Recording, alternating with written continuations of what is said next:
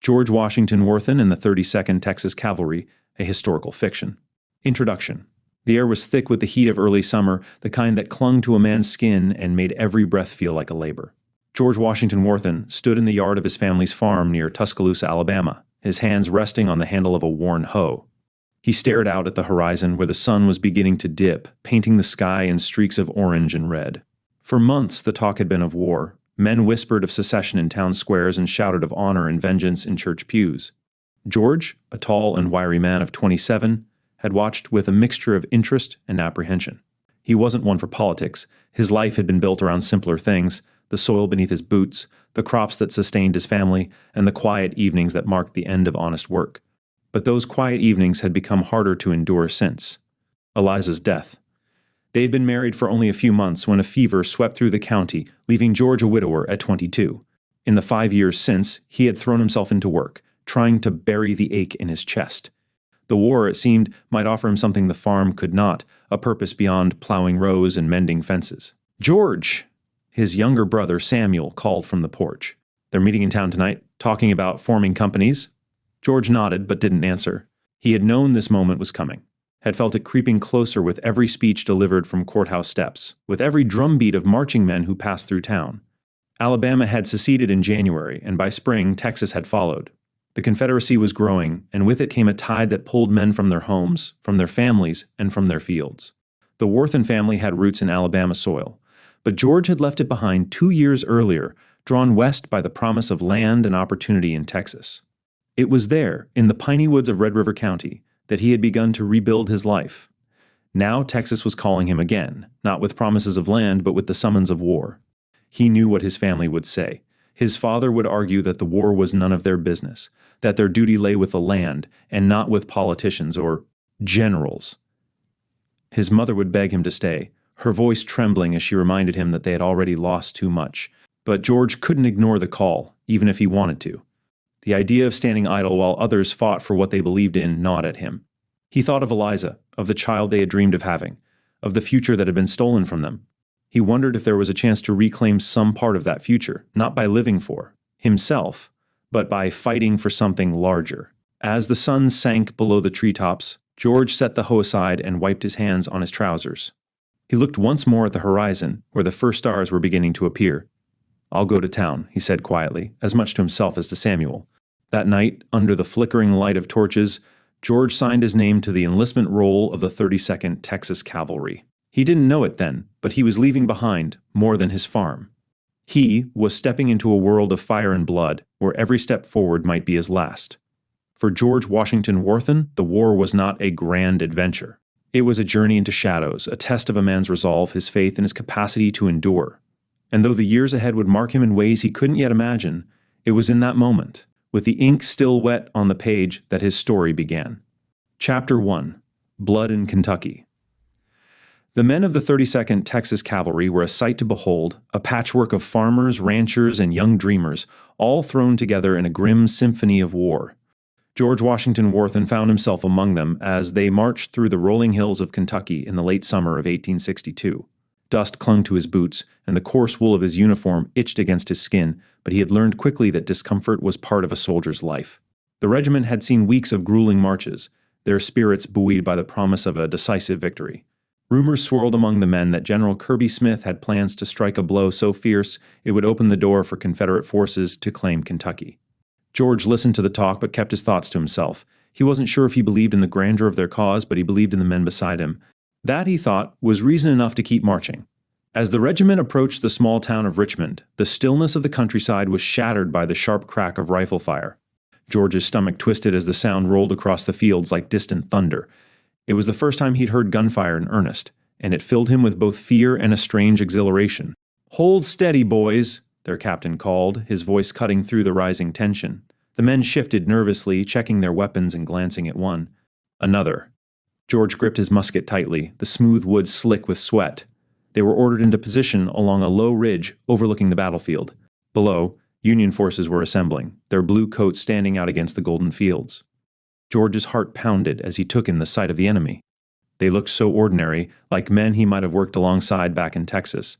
"Fire!" The command rang out, and the air erupted in a cacophony of musket fire and cannon blasts.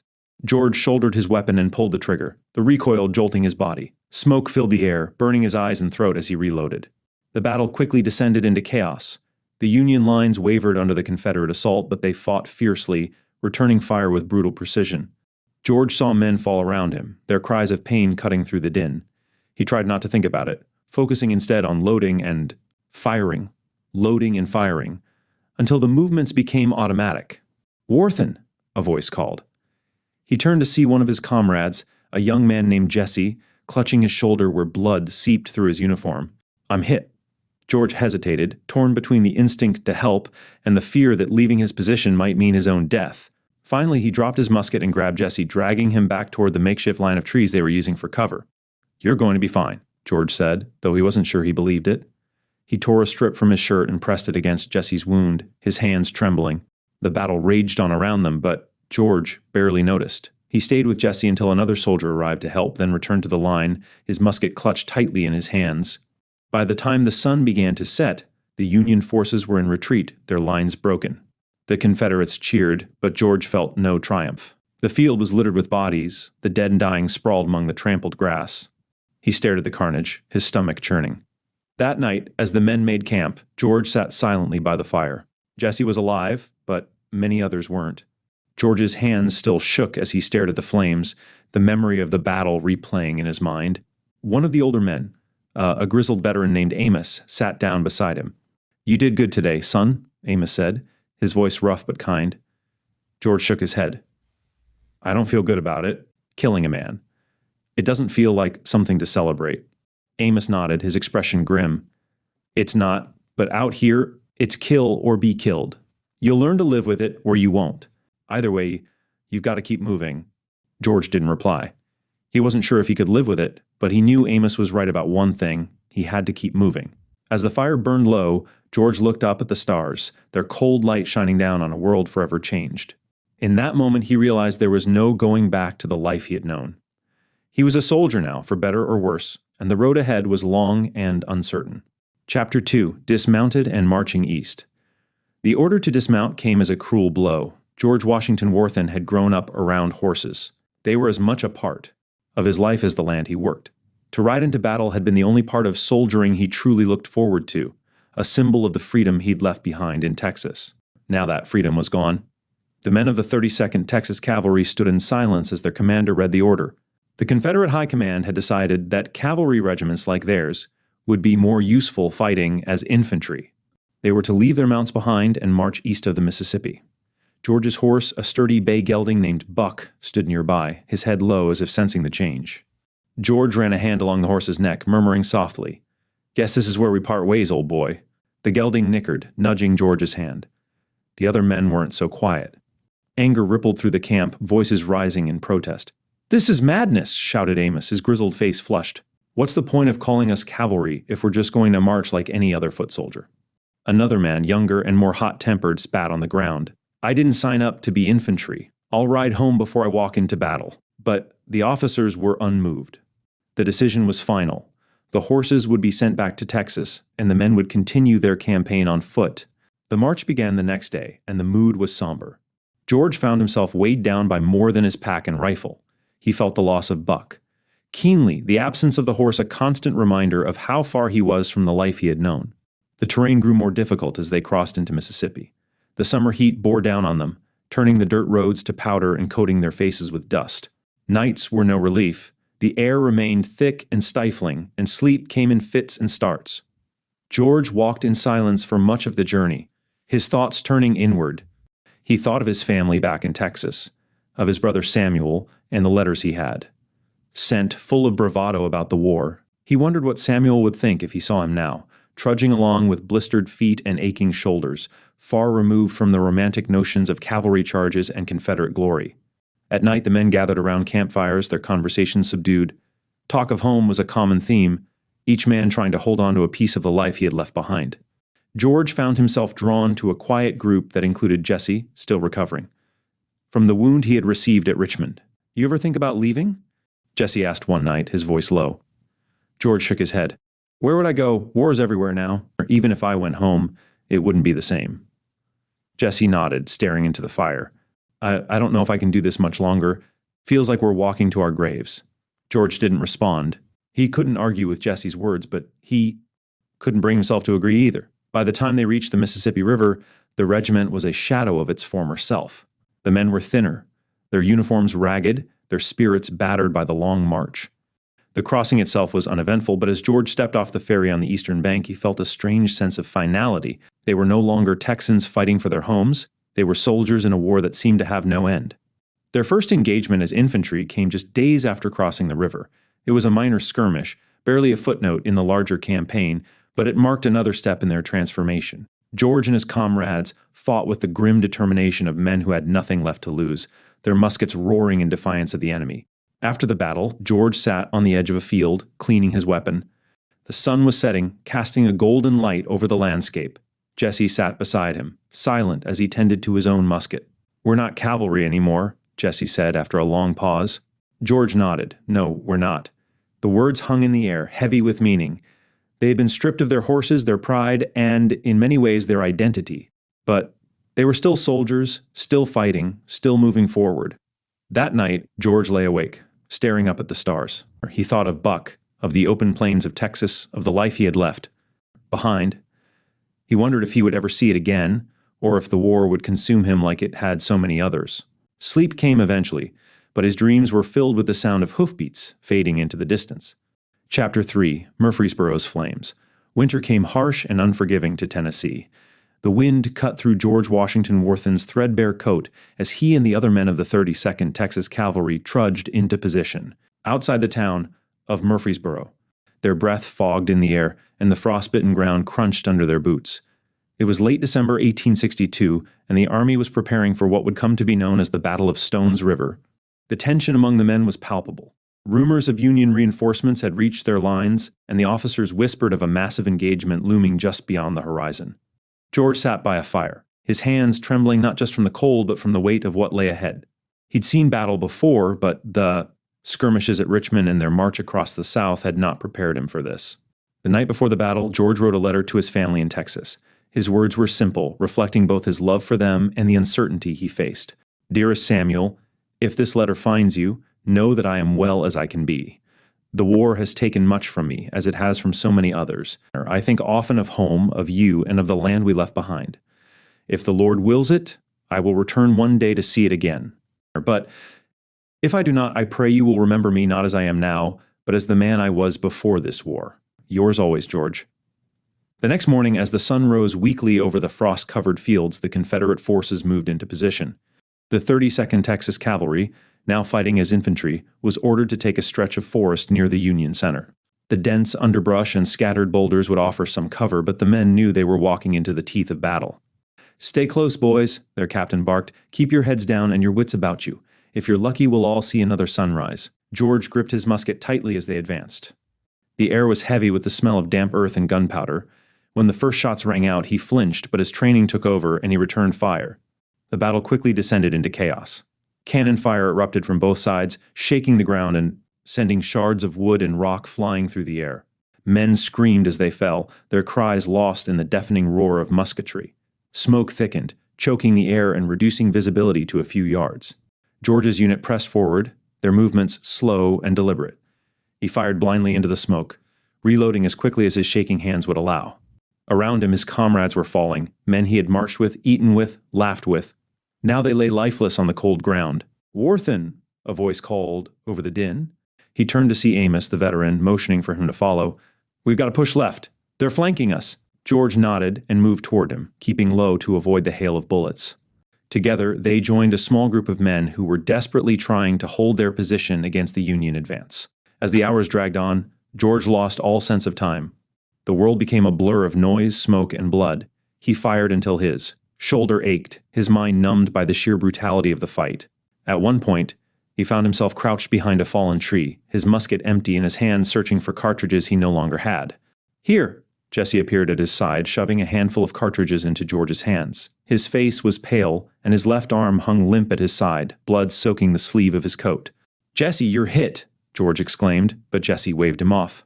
"Just a graze. Keep firing." George reloaded and rose to fire again, his heart pounding. The Union forces were relentless, their numbers seeming to grow with every passing moment. For every man they killed, it seemed two more appeared to take his place. By nightfall, the Confederate forces had managed to hold their ground, but at a terrible cost. The battlefield was littered with the dead and dying, their bodies silhouetted against the flickering flames of burning trees and wagons. George sat slumped against a tree, his body aching and his mind reeling.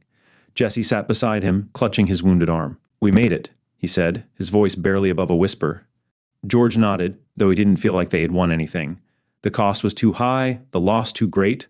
He thought of the men who would never return home, their lives cut short in a war that seemed to consume everything it touched. As the sounds of battle faded into the cold night, George closed his eyes and tried to block out the horrors around him. Sleep did not come easily, but when it did, his dreams were filled with the faces of the men he had lost and the echoes of a war that showed no sign of ending. The Battle of Stones River would be remembered as one of the bloodiest and most inconclusive battles of the war. For George Washington Warthan, it was another step deeper into the shadows of a conflict that would test not only his body but his soul. Chapter 4: Chickamauga's Fury. By the fall of 1863, George Washington Warthan had grown accustomed to the brutality of war, though it still turned his stomach. The 32nd Texas Cavalry, battered and diminished by months of fighting and endless marching, had been folded into larger Confederate units.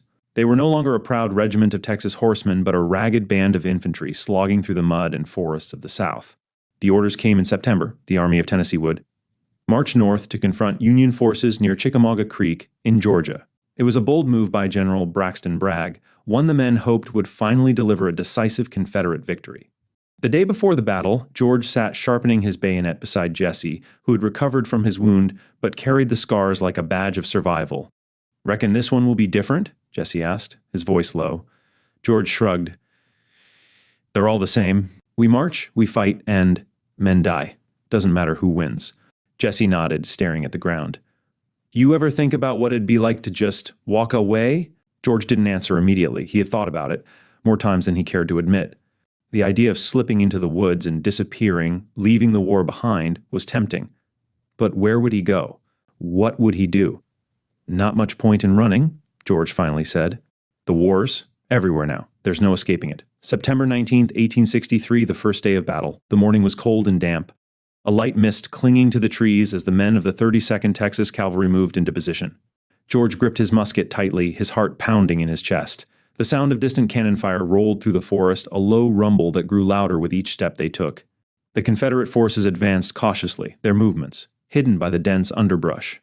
George's regiment was positioned on the far right of the line, tasked with holding a wooded ridge against an expected Union assault. When the first shots rang out, George flinched, his body instinctively ducking low. He quickly steadied himself, falling into the rhythm of loading and firing as the Union troops emerged from the trees. The air filled with smoke and the acrid smell of gunpowder, the sounds of musket balls whizzing past and men shouting orders.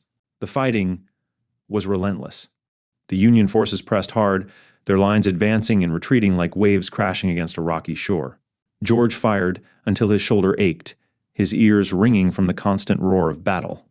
At one point, the Confederate line began to falter, the men wavering under the weight of the Union attack. An officer on horseback rode up, shouting commands to steady the line.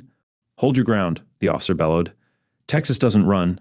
The men rallied, digging in and returning fire with renewed ferocity. George reloaded his musket with trembling hands, glancing to his left to see Jesse crouched behind a fallen log, his face pale but determined.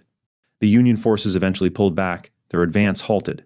Cheers erupted from the Confederate line, but George couldn't bring himself to join in. He looked around at the carnage, at the bodies of men who had been alive just hours ago. Victory felt hollow in the face of so much death. September 20th, 1863, the second day of battle. The second day of the Battle of Chickamauga was even more chaotic than the first. George's regiment was ordered to advance into a gap in the Union line, a critical point in the Confederate assault. As they charged forward, the sounds of battle grew deafening.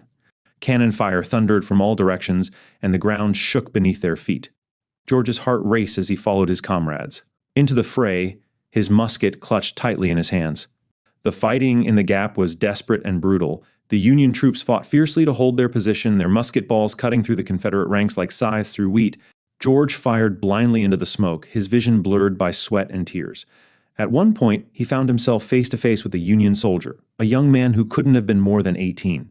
The boy raised his rifle, his hands trembling, but George was faster. He lunged forward with his bayonet, driving it into the boy's chest. The young soldier fell, his eyes wide with shock and pain.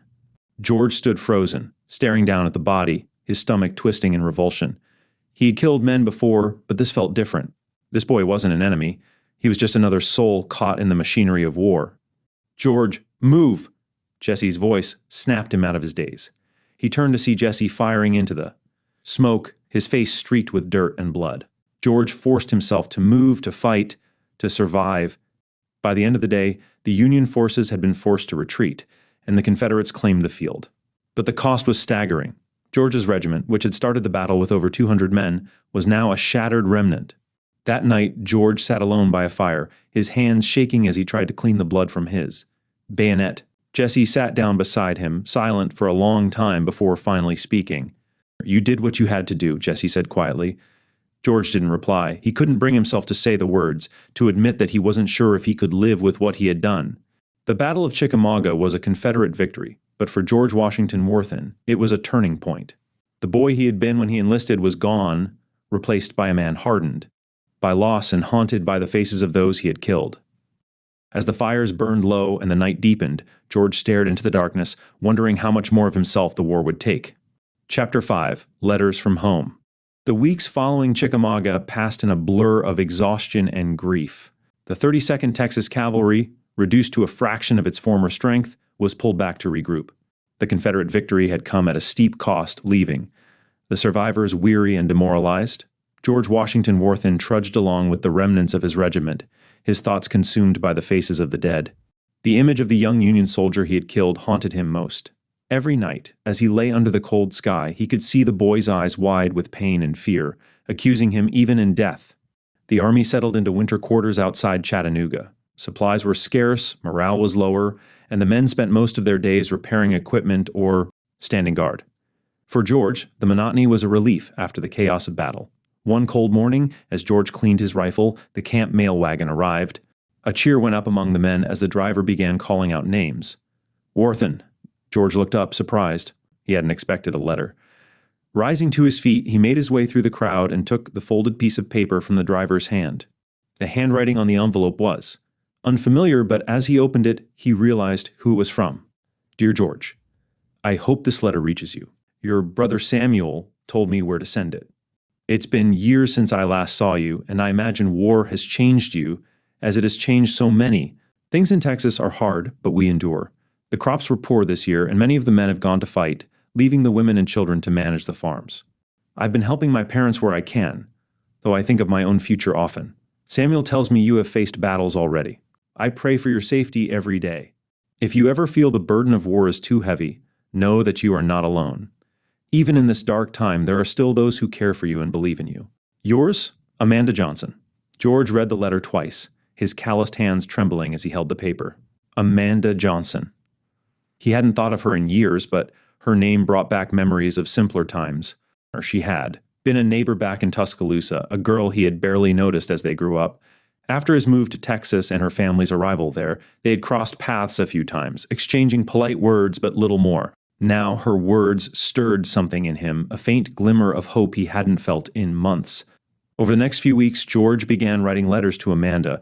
At first, his words were guarded, his sentences short and to the point. He told her little of the horrors of war, choosing instead to ask about life in Texas, her family, and the farm. Her responses came regularly, each one filled with warmth and encouragement. The letters became a lifeline for George. In the bleakness of winter, with the shadow of another campaign looming, they reminded him of a world beyond the battlefield, a world worth surviving for. One evening, as George sat by a fire with Jesse, he pulled Amanda's most recent letter from his pocket and read it again. Jesse, noticing the small smile on George's face, leaned closer. "What's that you're reading?" Jesse asked, his tone teasing. "None of your business," George replied, tucking the letter away. Jesse chuckled.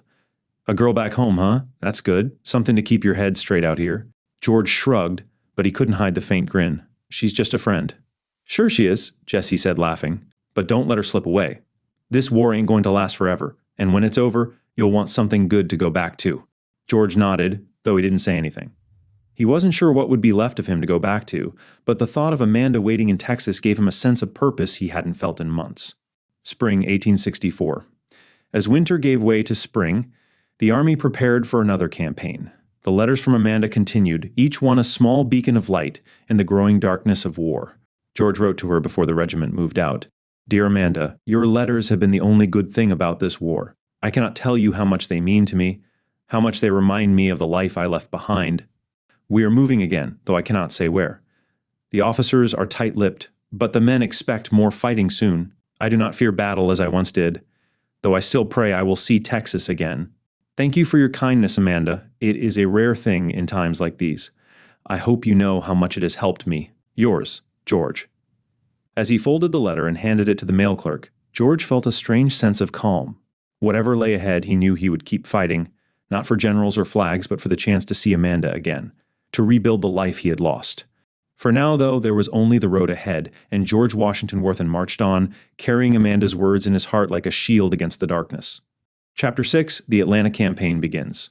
By the time the 32nd Texas Cavalry joined the Confederate forces outside Atlanta in May 1864, George Washington Warthan was a different man than the farmer who had enlisted 2 years earlier. War had hardened him, worn down his idealism, and left scars that ran deeper than those on his skin. But the letters from Amanda Johnson had kept him grounded, giving him something to fight for beyond survival. The Atlanta campaign was unlike anything George had experienced.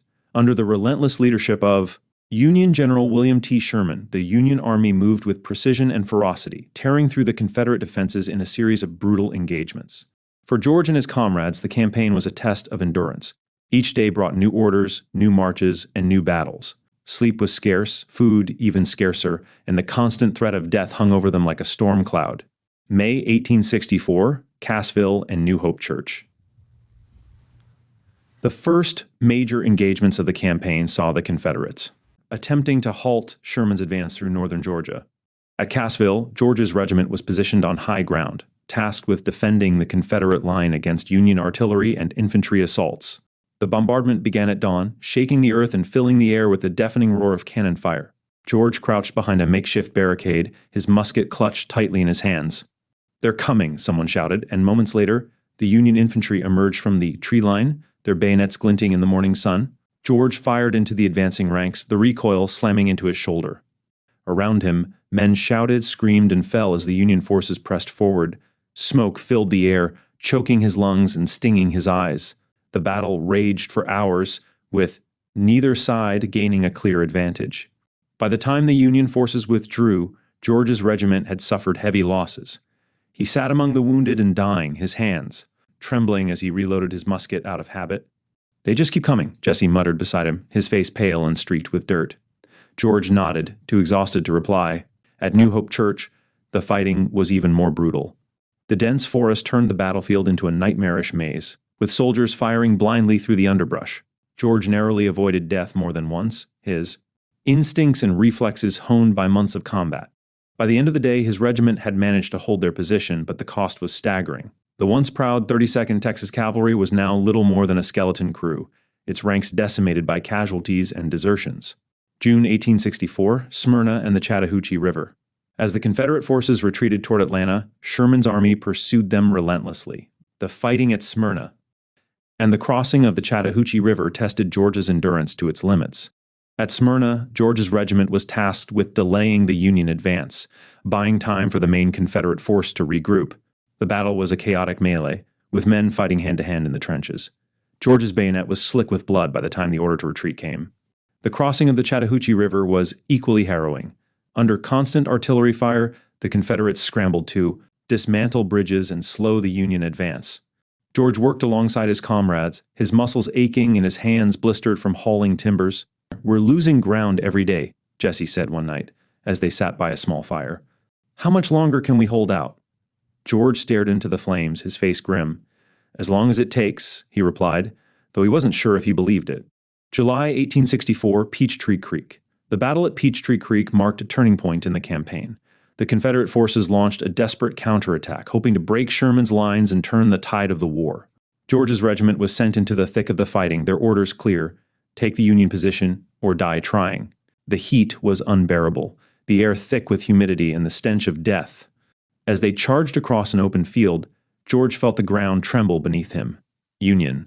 Artillery rained down, sending dirt and bodies flying into the air. Men screamed and fell around him, but he kept moving, his musket clenched tightly in his hands. Reaching the Union line, George plunged his bayonet into a soldier's chest, the sickening resistance making him grit his teeth. He fought like a man possessed, his body moving on instinct as the battle raged around him. By the end of the day, the Confederate forces had failed to break the Union line. George's regiment, once again, was shattered, its survivors left to count their dead and nurse their wounds. August 1864, the Siege of Atlanta. The Confederate Army fell back to Atlanta, where they dug in for a desperate defense.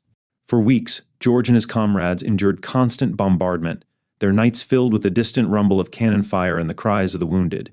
Supplies grew scarce, and morale plummeted. George wrote to Amanda when he could, his letters, shorter and more somber than before. Dear Amanda, I don't know how much longer this will go on. Every day, more of us fall. Sometimes I wonder if it's worth it, all this death and suffering. But your letters remind me that there's still good in the world, still something to fight for. Yours always, George.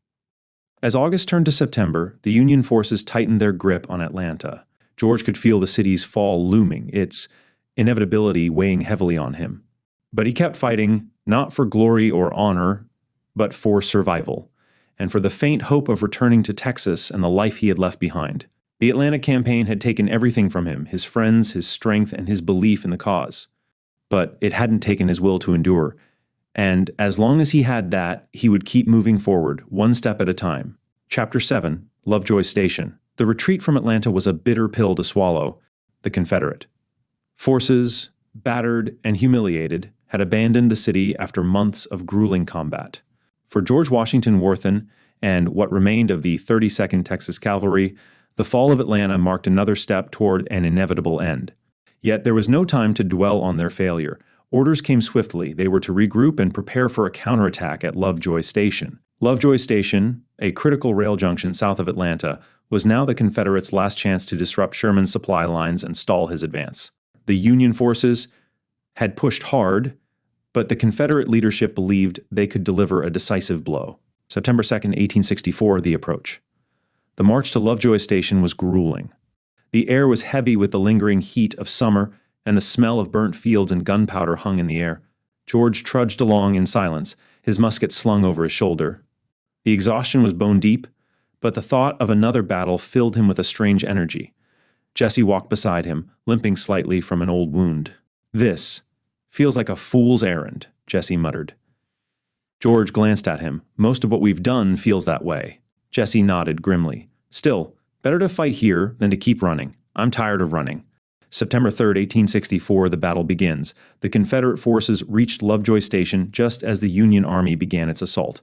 George's regiment was ordered to hold a defensive line near the rail tracks, where they would face the brunt of the attack. The fighting erupted in the early morning, with Union artillery pounding the Confederate positions. George crouched behind a hastily constructed barricade, the thunder of cannon fire shaking the ground. Shrapnel whizzed overhead, and dirt rained down on him as shells exploded nearby. When the Union infantry advanced, the Confederates opened fire. George's musket kicked hard against his shoulder as he fired into the blue-clad ranks. The air filled with smoke and the acrid smell of gunpowder, and the shouts of the wounded rose above the din. "Reload," an officer shouted, his voice barely audible over the chaos.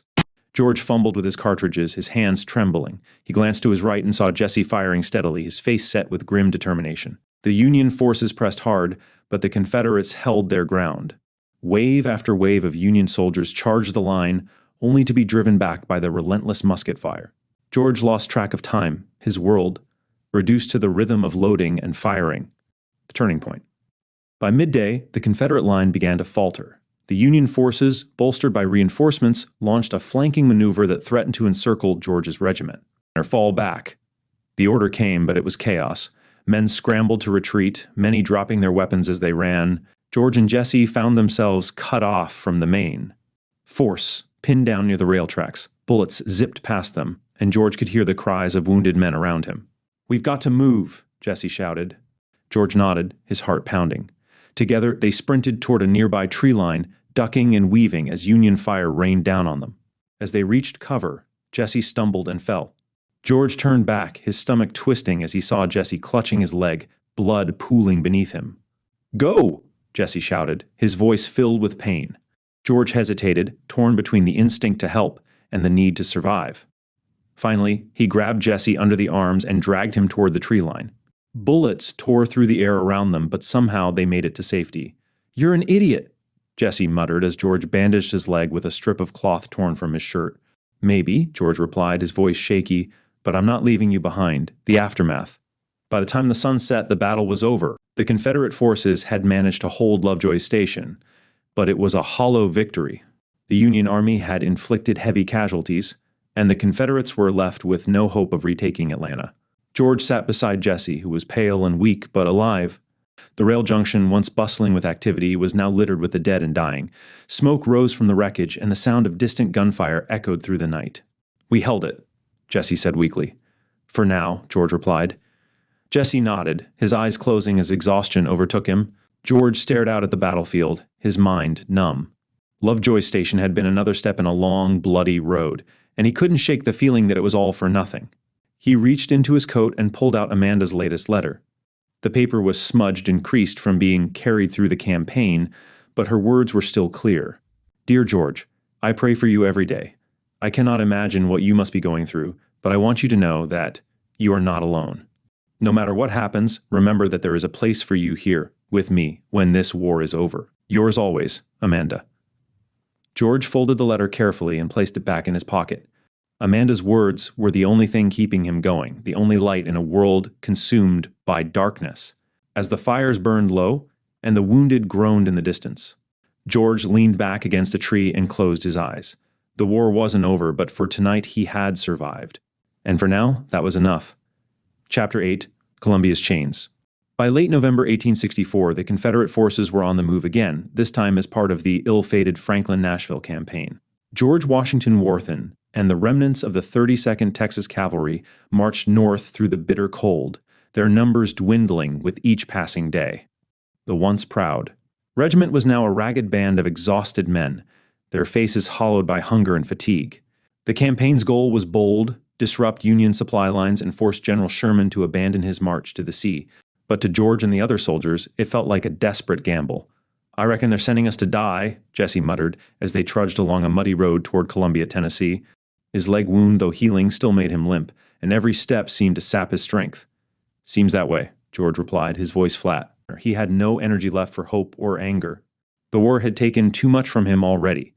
November 24th, 1864, the Battle of Columbia. Columbia was a small, quiet town nestled along the banks of the Duck River.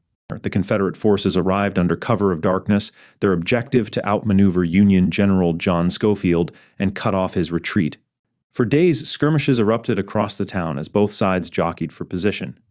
George's regiment was ordered to hold a stretch of woods near the river, where the Union forces were expected to attempt a crossing. The cold was biting, and the men huddled around small fires, their breath fogging in the frigid air. On the morning of November 28, the Union Army made its move. Cannons roared and musket fire echoed through the trees as the Confederate line came under assault.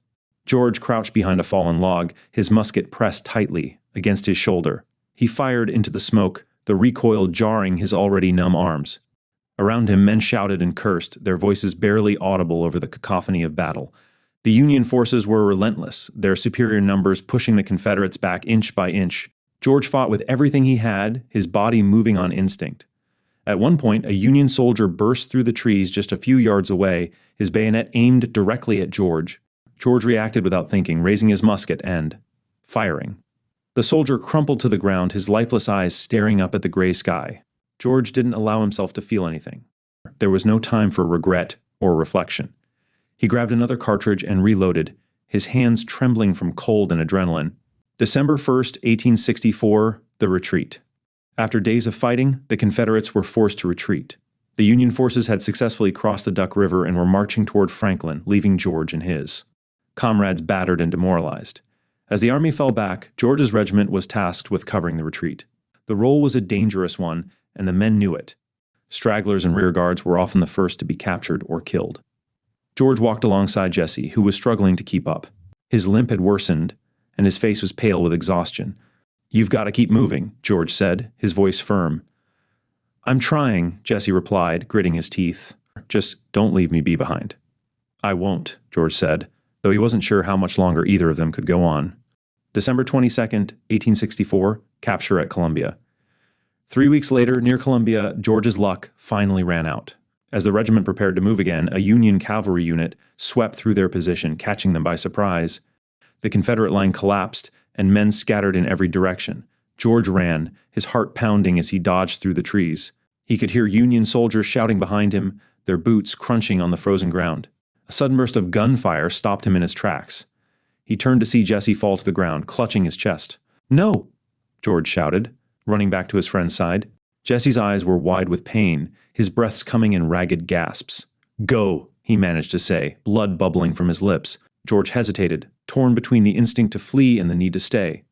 But before he could decide, a Union soldier appeared, his rifle leveled at George. "Drop it!" The soldier barked, gesturing to George's musket. George let the weapon fall to the ground, raising his hands in surrender. Life as a prisoner, George and dozens of other Confederate soldiers were marched to a makeshift prison. Camped near Columbia, the conditions were brutal, crowded barracks, little food, and constant cold. The days blurred together as George struggled to survive. His body grew weaker, but his mind clung to the memory of Amanda's letters. He thought of her every day, her words a faint light in the darkness. One night, as he lay shivering in his bunk, George whispered to himself, "If I ever make it out of here, I'll go home. I'll go back to Amanda." It was the only promise he could make, the only thing keeping him alive. The price of war. For George Washington Warthan, the Battle of Columbia marked the end of his time as a soldier. But it was not the end of his journey. As he sat in the prison camp, surrounded by men who shared his suffering, he began to understand that survival was not just about enduring, it was about finding something to live for. And for George, that something was waiting for him in Texas. Chapter 9. The Long Road Home. The war officially ended in April 1865, but for George Washington Warthan, freedom did not come immediately. He remained a prisoner in the makeshift Union camp near Columbia, Tennessee, where conditions grew worse as the weeks dragged on. Disease and malnutrition took a heavy toll, and George could feel his body weakening. He often wondered if he would survive long enough to see Texas again. But in December 1865, nearly 8 months after the surrender at Appomattox, George and the remaining prisoners were released. They were handed papers marking them as paroled soldiers and left to find their way home. For George, the journey ahead was as daunting as any battle he had faced. December 1865, the journey begins. George's first steps outside the prison camp felt surreal. The winter air was biting, but it carried a freedom he hadn't felt in over a year. His legs, thin and unsteady from months of confinement, carried him slowly down the road leading away from Columbia. He had no money, no supplies, and no clear plan for how to get back to Texas. All he had was his parole paper tucked safely into his coat and a single letter from Amanda Johnson, worn and creased from being read so many times. He joined a small group of former Confederate soldiers also heading west. They were a ragged bunch, sharing what little food they could scavenge and sleeping in abandoned barns or under the open sky. "We've survived worse," one of the men said one night as they huddled around a small fire. George nodded but said nothing. He wasn't sure if he believed it. The war had taken everything from him, his friends, his strength, and a piece of his soul he wasn't sure he would ever get back. Crossing the Mississippi. Reaching the Mississippi River was both a relief and a new challenge. George and his companions managed to barter passage on a ferry, trading the last of their meager possessions for a chance to cross. The sight of the wide, muddy river brought back memories of the march east, when George had crossed in the opposite direction as a proud soldier of the 32nd Texas Cavalry. Now he was a broken man, a survivor of a war that had left scars both seen and unseen. As the ferry glided across the water, George stared at the far shore, his thoughts drifting to Amanda. He clung to the hope that she was still waiting for him, that the promise of her letters would hold true. January 1866, a hard winter. Winter in Arkansas was harsh, and the journey grew more difficult with each passing day. The small group of men dwindled, as some stayed behind in towns along the way, unable or unwilling to continue. George pressed on, driven by a determination he didn't fully understand. One night, as he sat alone by a fire, he pulled out Amanda's last letter and read it again. "Dear George, I pray every day for your safe return. The war has taken so much from all of us, but I believe there is still a future waiting for you here. When you're ready, come home, I'll be here. Yours always, Amanda." The words gave him strength. They reminded him that there was still something good in the world, something worth fighting for. March 1866, Red River County, Texas. By the time George reached Texas, it was early spring. The land was beginning to bloom, the fields dotted with wildflowers and the trees bursting with new life. It was a stark contrast to the barren landscapes he had seen during the war, and for the first time in years, George felt a glimmer of hope. The sight of Red River County was like a balm for his weary soul. He recognized the familiar hills and fields, the small farmhouses scattered across the countryside. But as he walked the final miles to Amanda's home, doubt began to creep in. What if she had moved on? What if the war had taken her too? When he finally arrived at the Johnson farm, his heart pounded in his chest. The house looked much the same as he remembered. A simple structure with a porch that faced the road. Amanda was outside, hanging laundry on a line. She looked up as he approached, her eyes widening in surprise. For a moment, they simply stared at each other, the distance between them both physical and emotional. "George?" she said softly, her voice trembling. He nodded, unable to find the words. Amanda dropped the cloth she was holding and ran to him, throwing her arms around his neck. George stood frozen for a moment before returning the embrace, his body shaking with emotion. "You're home," she whispered. "I'm home," he replied, his voice hoarse. The first steps of a new life. Over the following weeks, George began to rebuild his life. He married Amanda in a small ceremony attended by family and neighbors. The scars of the war didn't fade easily, but with Amanda's support, he found a way to move forward. He worked the land, built a home, and started a family, determined to create a life that honored the sacrifices of those who hadn't made it back. Though the memories of the war never left him, George found peace in the simple rhythms of farm life and the love of a woman who had waited for him. Chapter 10. Building a New Life. Spring in Red River County brought a sense of renewal that George Washington Warthan had not felt in years. The land was alive with the sound of birds, the smell of freshly tilled earth, and the sight of wildflowers spreading across the fields. George stood on a patch of land he had started working, the rich Texas soil clinging to his boots. For the first time since the war began, he allowed himself to imagine a future. It had been only a few months since he married Amanda Johnson, but in that short time, she had become his anchor. Her quiet strength and unwavering support helped him navigate the memories that still haunted him. The war was over, but the battles within his mind were not. The land and the labor. George threw himself into farming, finding solace in the physical demands of the work. The rhythm of plowing, planting, and harvesting helped him rebuild the parts of himself that the war had fractured. "Hard work keeps a man steady," he told Amanda one evening as they sat on the porch, watching the sun sink behind the hills. Amanda smiled, her hands busy mending one of his shirts.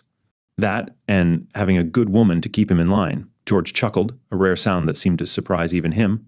It was in moments like these that he began to feel whole again. A growing family. In the summer of 1867, Amanda gave birth to their first child, a daughter they named Laura Jane.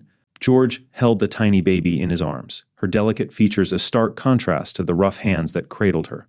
"She's perfect," Amanda said softly, her voice filled with wonder. George nodded, his throat too tight to speak. In Laura's face, he saw a new beginning, a reason to keep moving forward. Over the years, their family grew. Each new child brought a mix of joy and responsibility, but George and Amanda faced the challenges together. The hardships of farming and raising a family in post-war Texas were many, but they endured, drawing strength from one another. The ghosts of war. Though George worked hard to build a life for his family, the memories of the war lingered like shadows at the edges of his mind. Some nights, he would wake in a cold sweat, his dreams filled with the sounds of battle and the faces of those he had lost. Amanda was always there, her touch grounding him when the nightmares became too much. "It's over, George," she would whisper, holding his hand. "You're home now." But George knew the war would never truly leave him. It was a part of him, as much as the land he tilled or the family he loved. To cope, he began to share his stories with Amanda in small pieces. He told her about Jesse, about the battles at Chickamauga and Columbia, about the long months in prison. Each story was a burden lifted a step toward healing, rebuilding the community. George also found solace in reconnecting with his neighbors and fellow veterans. Many of the men who had returned to Red River County carried the same scars he did, and they leaned on one another as they rebuilt their lives. Together, they repaired barns, cleared fields, and helped one another during harvests. The bonds forged in war now served as a foundation for rebuilding their community. "I reckon we're tougher than this land," one of the men said one afternoon as they worked to raise a neighbor's barn. George nodded. "We had to be. A legacy of resilience." As the years passed, George and Amanda's farm prospered. Their children grew strong and healthy, their laughter filling the home George had once thought would remain silent. One autumn evening, as George walked the fields with his eldest son, Robert, he paused to take in the view. The land stretched out before them, golden in the fading light. "Will this all be mine one day, Pa?" Robert asked, his young face filled with curiosity. George nodded, resting a hand on the boy's shoulder. If you're willing to work for it, son, this land doesn't give anything easy, but it'll give back what you put into it. Robert grinned, and George saw a spark of the same determination that had carried him through the war. A quiet victory. By the spring of 1880, George had become a respected member of the community. His farm was thriving, his children were growing into fine young men and women, and his marriage to Amanda remained the foundation of his life. One afternoon, as he sat on the porch with Amanda, he reflected on the journey that had brought him to this point. "We've come a long way," he said, his voice tinged with both pride and gratitude. Amanda smiled, her hand resting on his. "And we've still got further to go." George nodded, a small smile playing at the corners of his mouth.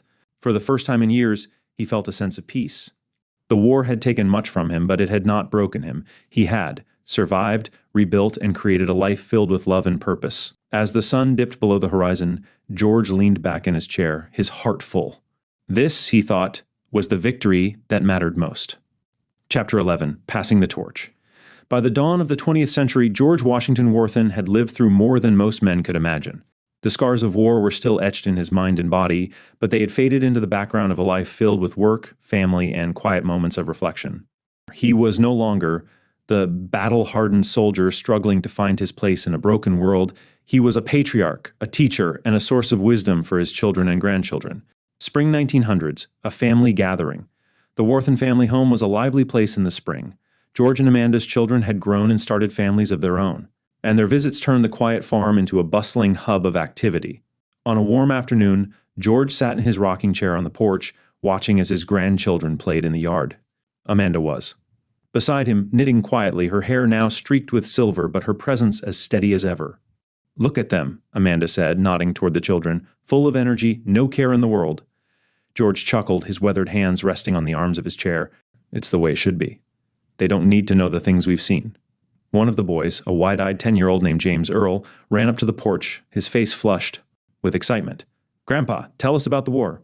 George hesitated, his gaze drifting to the fields beyond the house. He had avoided telling the darker parts of his story, not wanting to burden his family with memories of blood and loss.